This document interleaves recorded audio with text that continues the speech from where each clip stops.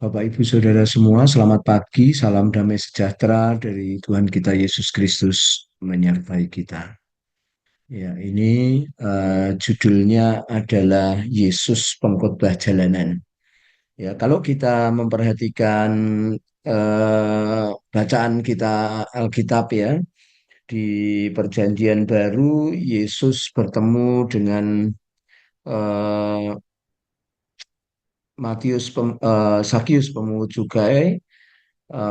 Dia lagi di jalan ya, kemudian ketemu dengan orang lumpuh buta yang berteriak-teriak. Yesus juga lagi di jalan ya, Bapak Ibu Saudara, dan ketemu orang kaya juga sama, Bapak Ibu Saudara. Nah, saya melihat apa yang dikerjakan Tuhan Yesus luar biasa sekali. Dia membuat KKR di tepi jalan dan hanya untuk dua tiga orang, walaupun beliau juga mengajar di bait suci, tetapi banyak sekali kebangunan rohani dia lakukan untuk beberapa orang eh, di jalan-jalan, Bapak Ibu Saudara ya, di jalan-jalan. Makanya saya memberi eh, judul Yesus Pengkhotbah Jalanan. Dan ketika kita jumlah di luar, di bait suci sama di luar, Yesus banyak di luar. Bapak Ibu Saudara ya, Yesus banyak di luar. Keajaiban-keajaiban itu dilakukannya di luar. Nah, kita mau menjadi to be like Jesus, menjadi sama seperti Yesus, Bapak Ibu Saudara. Menjangkau banyak orang, memulihkan banyak orang, membuat kebangunan rohani bagi banyak orang, ya Bapak Ibu Saudara, kita mau buat itu ya. Saya ingat betul bahwa gaya hidup itu sudah saya mulai sejak SMA. Saya diajari eh, di bertemu orang-orang di pinggir jalan, mendoakan, menjelaskan kepada mereka firman Tuhan, lalu mendoakan mereka, melihat keajaiban Tuhan lakukan, dan terbawa sampai sekarang. Hanya bedanya sekarang usia, kemudian kadang tempat banyak di tempat makan gitu, Bapak Ibu Saudara ya. Tetapi inti dari semua eh, yang diajarkan kepada saya adalah membuat kebangunan rohani bagi dua tiga orang, tidak peduli itu di luar gereja, di jalan sekalipun, di lapangan sekalipun, tetap membuat kebangunan rohani bagi orang-orang, kebangkitan bagi orang-orang, kemudian keajaiban bagi banyak orang. Nah, Yesus melakukan hal itu, Bapak Ibu Saudara. Yesus melakukan hal itu, maka itu saya menyebutnya Yesus pengkhotbah jalanan. Jadi mari kita mencontoh Tuhan Yesus, kita terus di kantor kah, di sekolah kah, di kampus kah, di manapun, atau kita sengaja memang mencari orang-orang yang harus kita KKRI gitu ya, eh, buat kebangkitan, kebangunan rohani, sehingga orang mengalami keajaiban, minimal orang mengalami kedamaian, orang mengalami sukacita, orang melihat hidupnya yang berbeda ketika mereka setelah terima Tuhan Yesus atau setelah mereka mendengar Injil. Nah, ini penting sekali Bapak Ibu Saudara. Mari kita melihat firman Tuhan dalam Lukas, Bapak Ibu Saudara ya. Lukas 24 ayat 31, 32, dan 33. Saya akan baca untuk kita semua. Ketika itu terbukalah mata mereka dan mereka pun mengenal dia, tetapi ia lenyap di tengah-tengah mereka. Kata kata mereka seorang kepada yang lain, bukankah hati kita berkobar-kobar ketika ia berbicara dengan kita di tengah jalan dan ketika ia menerangkan kitab suci kepada kita? Lalu bangunlah mereka dan terus kembali ke Yerusalem. Sebenarnya mereka sedang pergi menjauhi Yerusalem. Dan di tengah-tengah jalan mereka bercakap-cakap tentang Yesus yang tidak ada salahnya, Yesus yang diinginkan menjadi pemimpin mereka, pemimpin politik mereka, pahlawan mereka, tetapi oleh pemimpin mereka sendiri, Yesus justru disalibkan. Dan ini susah sekali diterima oleh mereka, sehingga mereka ini mengalami jiwanya tergoncang, Bapak Ibu Saudara. Dia tidak tahu lagi harus kemana, harus bagaimana, maka dia jalan terus 7 mil dari Yerusalem di jalan Emmaus. Bapak Ibu Saudara yang dikasihi Tuhan, lalu ketika mereka berbincang itu, mereka ketemu Tuhan Yesus. Ya, Yesus sengaja menemui mereka. Yesus sengaja ngobrol sama dua orang ini aja.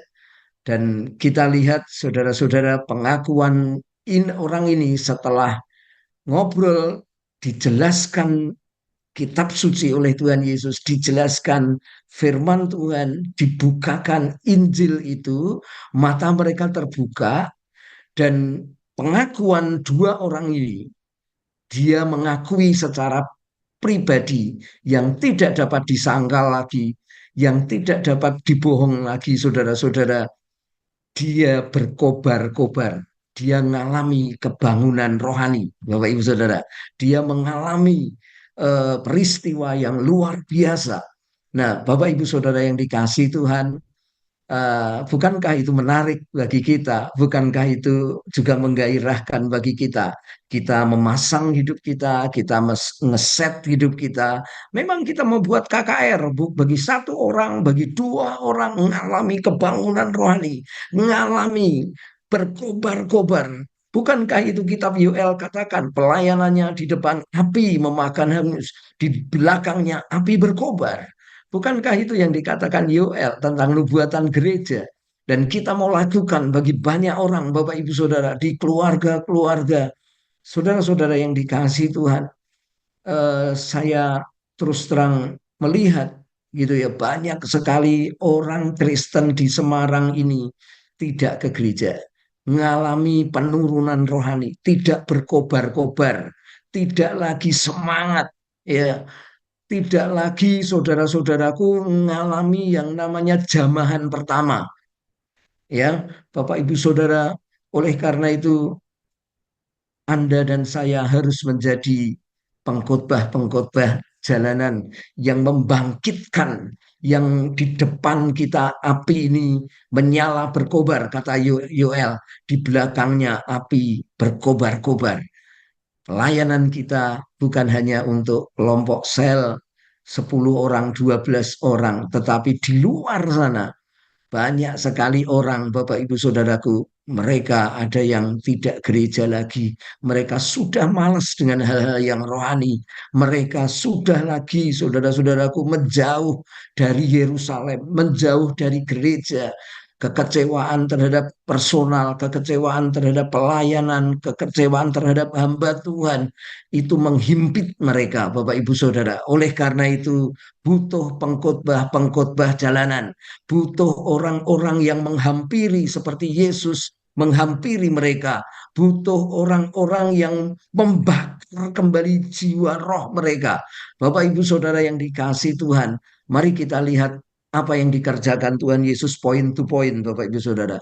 Ya, eh, ya, yang pertama, Yesus sengaja menemui mereka dan kemudian membuka mata mereka.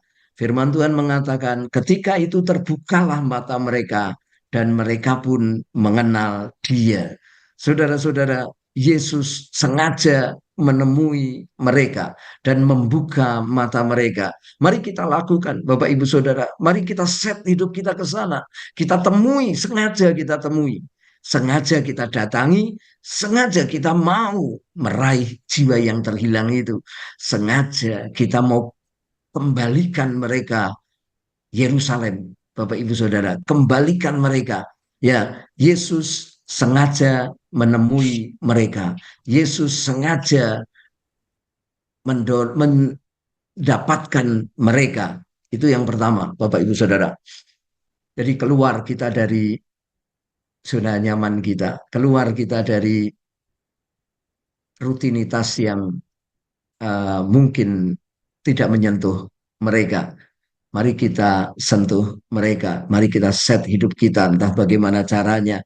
Yesus berikan hikmat. Sebab Yesus suka mereka. Yang kedua adalah Yesus rela tidak dikenal asal orang selamat Bapa dimuliakan. Yesus orang yang rela tidak dikenal asal orang selamat. Setelah menjelaskan itu, membuka mata mereka, Bapak Ibu Saudara, Yesus lenyap dari mereka. Yesus pergi dari mereka. Tapi kondisi mereka sudah berkobar-kobar. Kondisi mereka sudah luar biasa. Bapak Ibu Saudara yang dikasihi Tuhan, mari kita melakukannya. Asal Yesus dimuliakan, asal orang diselamatkan, kita kerjakan. Bapak Ibu Saudara, yang ketiga, Bapak Ibu Saudaraku, Yesus mengorbankan api kebangunan rohani. Kata mereka kepada yang lain, bukankah hati kita berkobar-kobar ketika berbicara dengan kita di tengah jalan, dan ketika ia menerangkan kitab suci kepada kita? Yesus, saudara-saudaraku, tidak membicarakan, Yesus tidak membicarakan tentang drakor, Yesus tidak membicarakan tentang politik, saudara-saudaraku, pada waktu itu. Tetapi Yesus membuka mata mereka, membuka dengan firman Tuhan. Senjata pelayanan Yesus adalah firman Tuhan. Pertolongan Yesus adalah Roh Kudus, sehingga mereka berkobar-kobar. Orang ketemu dengan api kebangunan rohani. Mungkin kita membicarakan hal-hal pengantar saja ketika kita mungkin membicarakan bola, mungkin membicarakan tentang sedikit politik hanya untuk membuka. Tetapi inti dari pelayanan Yesus adalah membuka mata rohani mereka, membuat kebangunan rohani bagi dua orang ini, membangkitkan kebangunan rohani bagi orang-orang. Bapak Ibu Saudara, mari Bapak Ibu Saudaraku, kita sengaja mendatangi mereka, kita sengaja menguduskan motivasi kita sengaja untuk memuliakan Yesus dan keselamatan bagi banyak orang. Yang ketiga, kita kobarkan api kebangunan rohani. Sebab orang ini murid Yesus, Bapak Ibu Saudaraku, pernah Kristen ini, saudara-saudaraku. Yang keempat, Yesus membuat orang bangun kembali ke gereja. Kalau kita lihat firman Tuhan mengatakan, lalu bangunlah mereka, lalu bangkitlah mereka kembali dan terus kembali ke Yerusalem. Bapak Ibu Saudara, mari kita berdoa bagi banyak orang di kota ini. Sebab saya melihat banyak orang di kota ini diporak-porandakan. Saya melakukannya. Saya melihat banyak orang juga kecewa dengan gereja dan tidak ibadah. Banyak juga orang yang kecewa terhadap hamba Tuhan, dia tidak ibadah. Banyak juga orang kecewa terhadap dirinya, tidak ibadah. Kecewa terhadap pekerjaannya, tidak ibadah. Tetapi pagi hari ini, Bapak Ibu Saudara, Yesus sengaja menemui mereka. Yesus sengaja pergi dari aktivitasnya ke jalan-jalan. Yesus rela untuk tidak dikenal asal orang selamat dan Bapa dimuliakan. Yesus mengubarkan api kebangunan rohani bagi dua tiga orang.